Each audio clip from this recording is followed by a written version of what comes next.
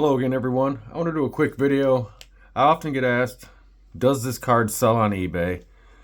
I get asked that card 3-4 times a day. The more people I network with, the more times I get asked this question. So I'm going to answer that question, and the answer to that question is, for the most part.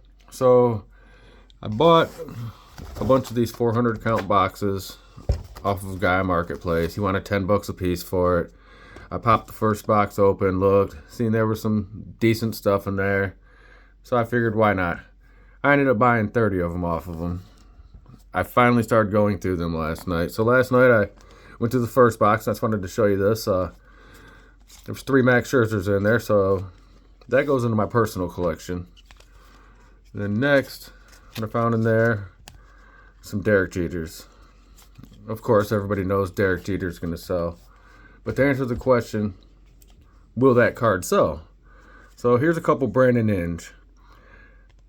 I don't know, across the country how many people know of Brandon Inge, but locally, here in Michigan, everybody still to this day loves Brandon Inge. I could put these on Marketplace for $5 and somebody will buy them. Or I can just put them up on eBay, which is what I'm probably going to do, and there's like a 99% chance that they're going to sell locally.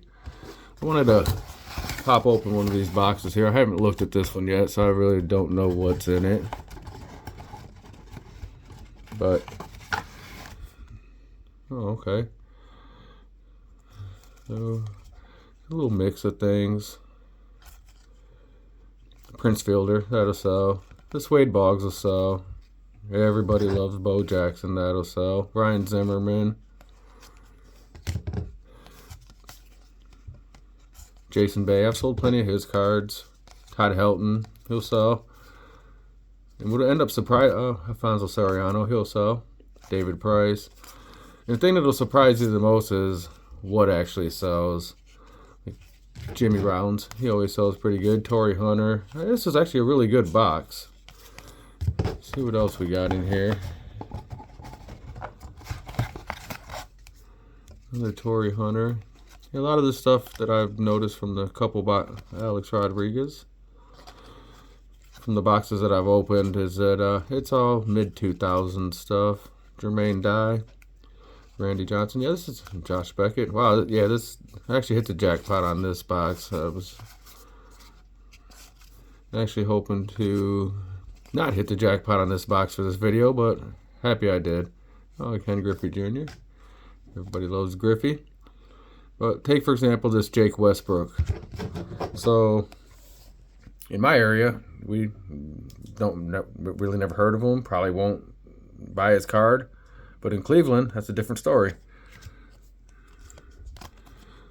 So that's the thing when you're selling your cards or thinking about what you should list. My suggestion is, if you have the room in your store and the time to do it, list them.